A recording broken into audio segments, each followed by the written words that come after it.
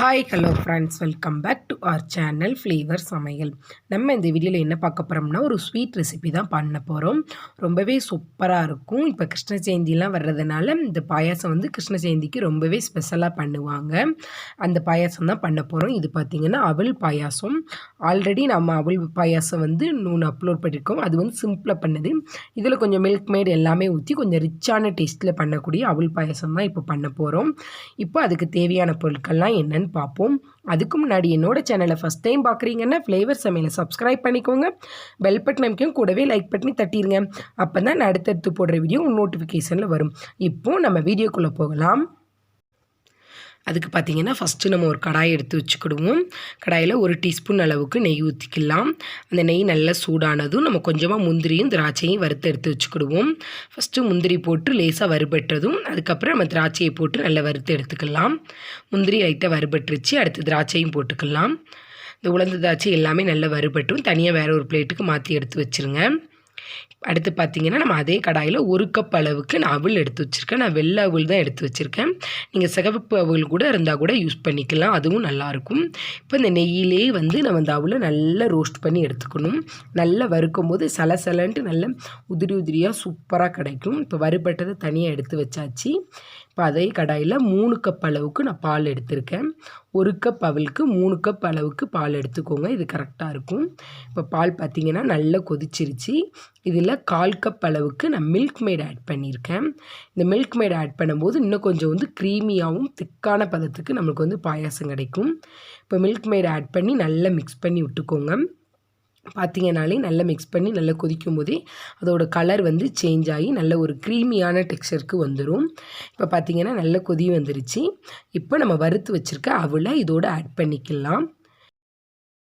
இப்போ பார்த்திங்கன்னா நம்ம வறுத்த அவல் ஆட் பண்ணியாச்சு. இதை நல்லா மிக்ஸ் பண்ணி கிளறி விட்டுக்கோங்க.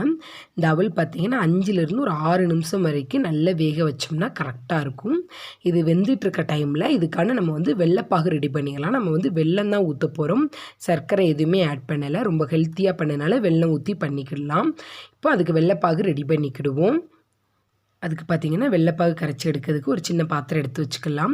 அதில் நான் 1/2 கப் அளவுக்கு நான் வெல்லம் எடுத்திருக்கேன். 1 கப் அவலுக்கு 1/2 கப் வெல்லம் கரெக்டாக இருக்கும். ஏன்னா நம்ம 1/4 கப் அளவுக்கு மில்க் மேட் ஆட் பண்ணியிருக்கோம். நீங்கள் மில்க் மேட் ஆட் பண்ணலைன்னா 3/4 கப் அளவுக்கு வெல்லம் எடுத்துக்கோங்க. இதில் 1 கிளாஸ் அளவு தண்ணி ஊற்றிக்கலாம். ஊற்றி இந்த வெல்லம் நல்லா கரைஞ்சி வரட்டும். அந்த அளவே நம்மளுக்கு போதும். பாகுப்பதம்லாம் இது வரணும் தேவையில்லை. இது தூசி இல்லாமல் நம்ம வடிகட்டணும் அப்படிங்கிறதுக்காண்டி நம்ம ஃபில்ட்ரு பண்ணி எடுக்கிறனால கொதிக்க வைக்கிறோம். இப்போ பார்த்திங்கன்னா நமக்கு அவலும் நல்லா வெந்து ரெடி ஆயிடுச்சு. வெள்ளைப்பாகும் நம்மளுக்கு நல்லா ரெடி ஆகிட்டு இப்போ நம்ம எடுத்து வச்சுருக்க வெள்ளைப்பாகை இதோடு ஆட் பண்ணிக்கலாம்.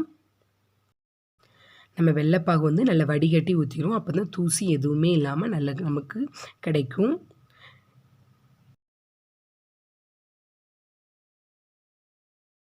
இப்போ பார்த்திங்கன்னா நம்ம வேக வச்ச அவளோட வெள்ளைப்பாகையும் ஆட் பண்ணியாச்சு. இப்போ இதையும் சேர்த்து நல்ல ஒரு 2 நிமிஷத்துக்கு நல்லா கொதிக்க விடலாம். கொதிக்க விடும்போது அந்த இனிப்பு எல்லாமே ஒன்று சேர்ந்து வந்துடும். அதனால தான் நல்லா கொதிக்க விடுறோம். அடுத்து பார்த்திங்கன்னா ஒரு 2லேருந்து ஒரு 3 ஏலக்காவை நல்லா தட்டி எடுத்து வச்சுக்கோங்க. அதை ஃப்ரெஷ்ஷாக தட்டி போட்டிங்கன்னா வாசம் சூப்பராக இருக்கும். எனக்கு எப்போதுமே ஏலக்காய் ஃப்ரெஷ்ஷாக தட்டி போட்டால் தான் பிடிக்கும்னால நான் அப்படி உரலில் வச்சு தட்டி போட்டு ஆட் பண்ணியிருக்கேன். இப்போ இதையும் நல்லா கிளறி விட்டுக்கலாம். அடுத்து பார்த்திங்கன்னா இதில் இன்னொரு முக்கியமான பொருள் ஒன்று ஆட் பண்ண போகிறோம். அது ஆட் பண்ணும்போது இன்னும் கொஞ்சம் டேஸ்ட்டு கூடுதலாகவே இருக்கும். அது என்ன பொருள்னு பார்த்திங்கன்னா, அதுக்கு ஒரு சின்ன ஒரு கடாய் வச்சு ஒரு பேன், சின்ன பேன், தாளிக்கிற பேன் ஏதாவது வச்சுக்கோங்க. அதில் 1லேருந்து ஒரு 2 டேபிள் ஸ்பூன் அளவுக்கு நெய் ஊற்றிட்டு ஒரு 2 டேபிள் ஸ்பூன் அளவுக்கு தேங்காய் துருவல் ஆட் பண்ணுறோம்.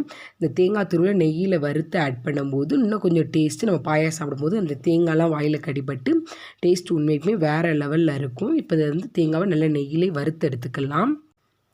இப்போ பார்த்திங்கன்னா தேங்காய் நல்லா வறுபட்டுருச்சு. இப்போ இதை பாயாசத்தோடு ஆட் பண்ணிக்கலாம். பாயாசம் நமக்கு நல்லா ரெடி ஆகிட்டுருக்கு. இப்போ நம்ம வறுத்து வச்ச தேங்காவை இதோடு ஆட் பண்ணிக்கிடுவோம். இப்போது தேங்காய் ஆட் பண்ணியாச்சு. அடுத்து நம்ம வறுத்து வச்சுருக்க முந்திரி திராட்சையும் ஆட் பண்ணிக்கலாம். இப்போ இது எல்லாத்தையும் சேர்த்து ஒன்றா நல்லா கலந்து விட்டோம்னா நம்மளுக்கு சூப்பரான ரொம்பவே க்ரீமியான அவல் பாயாசம் நம்மளுக்கு ரெடி ஆகிரும். உங்களுக்கு பார்த்திங்கன்னா ஆறினவுன்னு கொஞ்சம் திக்காயிருச்சுன்னா கொஞ்சமாக சூடான பால் ஊற்றினீங்கனாலே நம்மளுக்கு கரெக்டாக இருக்கும். நம்மளுக்கு வந்து சூப்பரான அவல் பாயாசம் வந்து இப்போ ரெடி பண்ணிட்டோம். இந்த பாயாசம் பார்த்திங்கன்னா கிருஷ்ண ஜெயந்திக்கெல்லாம் ரொம்பவே ஸ்பெஷலாக அவலில் பண்ணுற ஸ்வீட்டில் இதுவும் ஒரு ஸ்வீட்டு. கண்டிப்பாக எல்லாருமே வரப்போகிற கிருஷ்ண ஜெயந்திக்கு இந்த ஸ்வீட் செஞ்சு அசத்துங்க. நம்ம இந்த வீடியோவில் சூப்பரான ஒரு க்ரீமியான அவல் பாயாசம் ரெடி பண்ணிட்டோம். இதே மாதிரி நீங்களும் உங்கள் வீட்டில் உள்ளவங்களுக்கு செஞ்சு கொடுத்து சாப்பிட்டுட்டு எப்படி இருக்குன்னு எனக்கு கமெண்ட் பண்ணுங்கள். இந்த வீடியோ உங்களுக்கு ரொம்ப பிடிச்சிருந்துச்சின்னா உங்கள் ஃப்ரெண்ட்ஸ் அண்ட் ஃபேமிலிக்கு ஷேர் பண்ணுங்கள். மறக்காமல் ஃப்ளேவர் சமையலை சப்ஸ்கிரைப் பண்ணிக்கோங்க. பெல் பட்டன் அமைக்கவும் கூடவே லைக் பண்ணி தட்டிடுங்க. Thank you friends. இந்த வீடியோவை கடைசி வரை பார்த்ததுக்கு ரொம்ப நன்றி. மீண்டும் ஒரு வீடியோவில் சந்திப்போம்.